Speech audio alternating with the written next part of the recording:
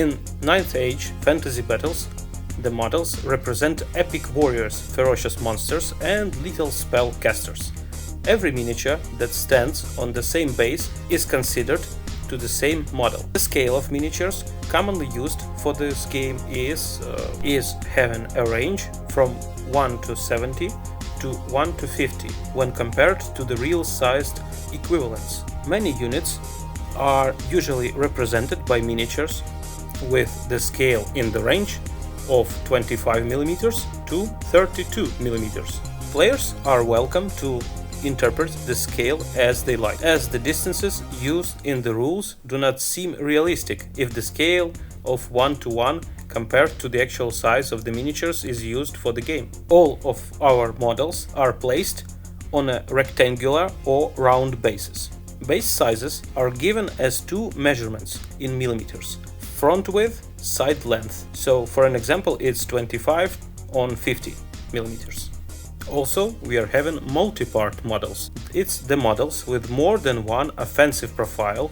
Each part of such a model has its own offensive profile and is referred to as a model part. For example, a cavalry model has two parts, the rider and its mount, while the normal foot soldier has only a single part. Sometimes a model has multiple identical parts. In this case, the name of the model part in the unit profile is followed by a number in the brackets. For example, chariot might have 3 charioteers, with which would be noted as charioteer. Whenever a rule, ability, or spell, and so on, affects a model, all parts of the model are affected, unless the rules specifically states it only affects as a specific model part.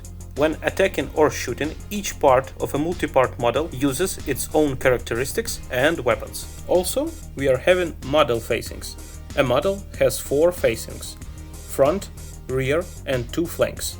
The facings are the edges of a model's bases. Models on round bases only have a single facing, which is considered to be their front facing. Also, we are having 4 arcs: front, rear, left flank, and right flank. Each arc is determined by extending a straight line from the corners of the model's base in a 135 angle from the model's facings. Any object at least touching the line that separates 2 arcs, even if only in a single point, is considered to be inside those arcs. For rules purposes, models on round bases have a single 360 angle arc all around, which is considered to be their front arc. All models are a part of a unit.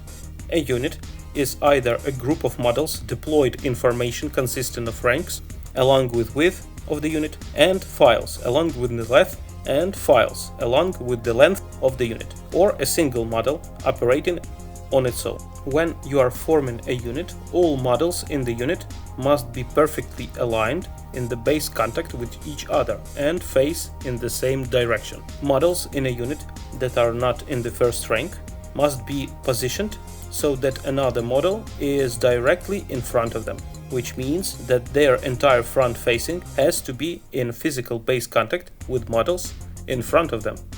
A center of the unit. It's a unit's center in the center of its unit boundary. Also, we have rank and file.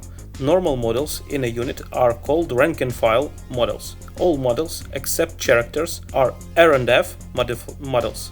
The height of a unit determines how many models are needed in a rank in order to form a full rank. Units of standard height needs 5 models, large units need 3 models, and gigantic units needs 1 model. Also, we are having the health pool. All health points of a unit are a part of 1 or more health pools.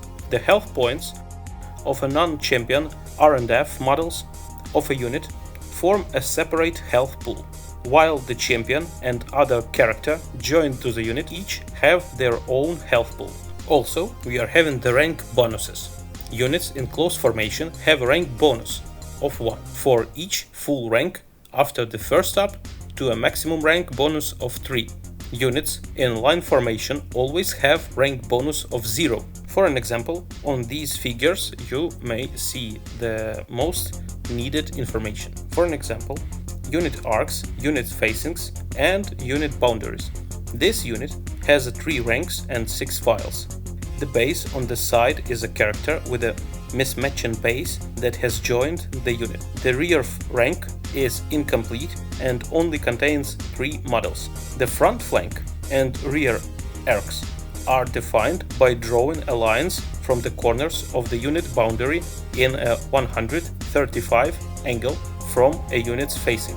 The unit boundary is the area drawn around to outer edges of the unit. The center of the unit is the center of a unit boundary. Unit boundary cannot be inside other unit boundary, not even with parts that aren't occupied by any models.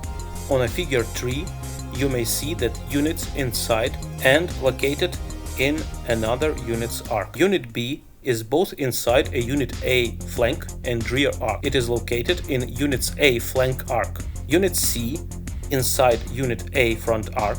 It is also located in Unit's A front arc.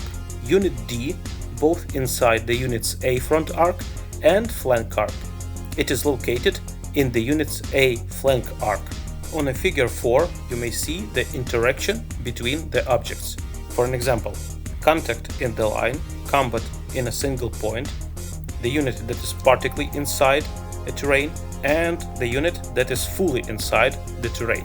2 or more units are in a base contact with each other if either unit boundaries are touching one another. 2 or more models on rectangular bases are in the base contact with each other if their bases are touching one another. The model is the base contact with a unit if it is in the base contact with at least one model of that unit. On this figure, you may see the base contact between models across gaps. Incomplete ranks of or characters with mismatching base may cause gaps between opposing models whose units are in the base contact. 2 opposing models are considered to be in the base contact with each other across such gaps if you can draw a straight line from one model to another, including corner to corner, that is perpendicular to both units' engaged facings. A model is considered to not be in the base contact across a gap if its entire facing that is opposite the enemy model is in the contact with the friendly model. You can see on this figure an example of how to determine if opposing models are considered to be in the base contact across gaps. Also, we are having interactions with round bases. Units are considered in the base contact with a model on a round base if their unit boundaries are in contact. Models are considered to be in the base contact with the model on a round base if all of the following conditions are met. Their units are in the base contact, the unit boundary of the model on a round base is directly in front of them, and there aren't any models in between them.